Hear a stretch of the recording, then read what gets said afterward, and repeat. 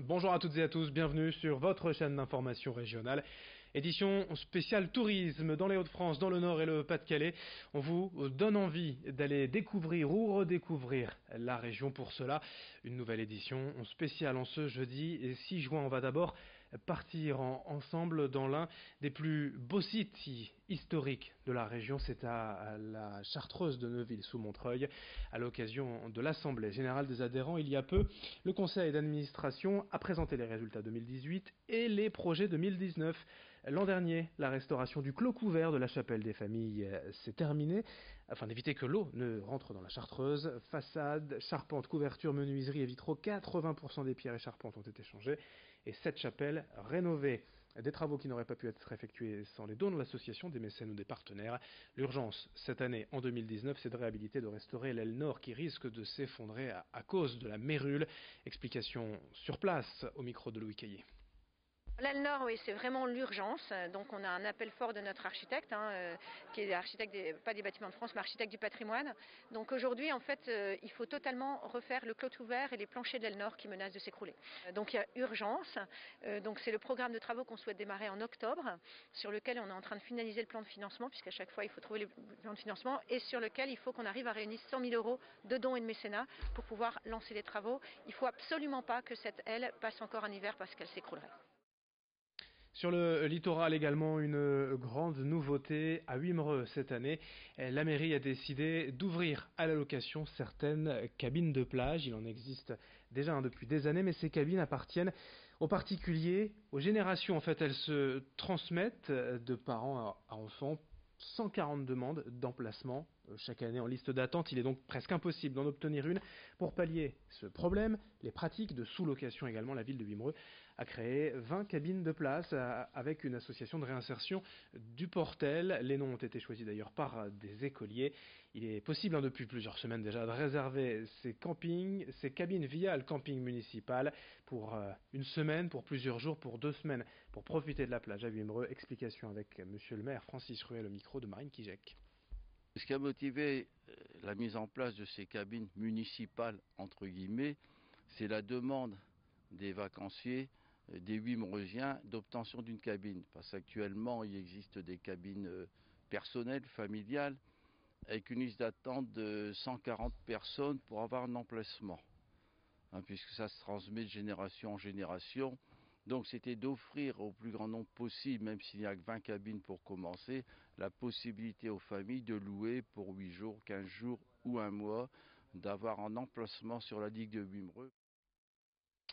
Dans la métropole lilloise comme ailleurs, la saison de la pêche a repris. Reportage à suivre à Vambrechy avec l'amicale des pêcheurs au château de Robersart. Ils sont quasiment 80 à pratiquer presque chaque jour en relâchant surtout les poissons obtenus. C'est important. Le président de l'amicale, Jean-Michel Barbary, pêche ici régulièrement avec son fils. Il a pour objectif de pêcher des carpes avec une technique de lancer. Reportage signé Rémi Desremeaux.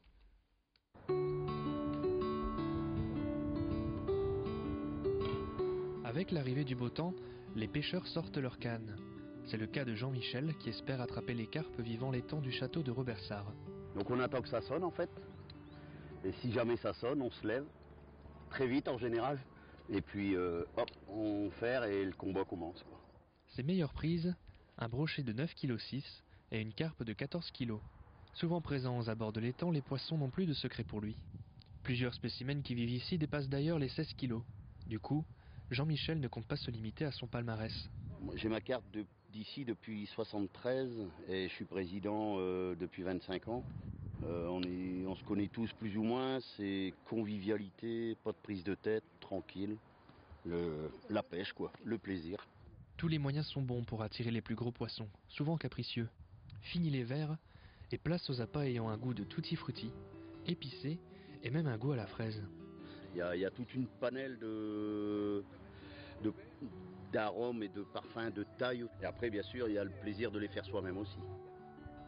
Après, il y a l'art, évidemment, mais déjà faire des bons montages, observer et surtout être patient. Donc là, ensuite, après, on ramène, on tend un peu le fil. Voilà, on pose dessus. Passionné depuis toujours, Jean-Michel a transmis le goût de la pêche à la ligne à son fils et à sa fille, qui pêchent à ses côtés. En tant que président de l'amicale des pêcheurs de Vambrochy, il dirige d'ailleurs un collectif de 80 pêcheurs de plusieurs générations différentes. Il transmet ainsi sa passion aux plus jeunes. Le plaisir d'être un pêcheur pour moi, c'est d'être en osmose avec la nature, d'être très bien. On est bien au bord de l'eau, les oiseaux, tout ça. La belle vie, quoi. Pour finir cette édition, une expo de street art à découvrir à Calais au musée des Beaux-Arts depuis début avril et jusqu'en novembre. L'exposition Conquêtes urbaines dédiée à l'art urbain, une première nationale pour un musée des Beaux-Arts. 61 œuvres retracent les origines de l'art de rue, son évolution à travers plusieurs artistes français et internationaux. Pochoirs, bombes, collages, la variété des techniques représentées dans les œuvres de l'exposition témoignent de la richesse du street art. Avec Banksy, Keith Haring, Ernest Pignon-Ernest, Speedy Graffito ou encore Mystique, des artistes français et internationaux sont présents. De nombreuses animations aussi sont prévues durant les prochaines semaines et prochains mois pour faire découvrir le street art aux enfants, aux familles avec des ateliers. Marie-Astrid Hénard, responsable communication des Beaux-Arts de Calais, explique le principe même de l'exposition au micro de Marine Kijek. L'idée, c'était que l'exposition soit grand public et qu'elle explique aux gens qui ne connaissent rien du street art ce que c'est que cet art un petit peu étrange qu'on peut voir dans la rue mais qui pose souvent question. Alors en effet, pourquoi du street art dans un musée? On nous pose souvent la question. L'idée, c'était déjà de montrer la diversité de ce mouvement, de cette discipline. Voilà, montrer que ce sont des œuvres avant tout. Certes, ce qu'on expose, c'est pas forcément des tags qui ont été cherchés dans la rue, mais c'est des œuvres d'artistes qui sont maintenant reconnues par le ministère de la Culture, par pas mal d'institutions. À la fin de cette édition, merci à vous de l'avoir suivi. Et journée spéciale tourisme. On continue de parler du tourisme et de la région dans un instant. Merci de votre fidélité.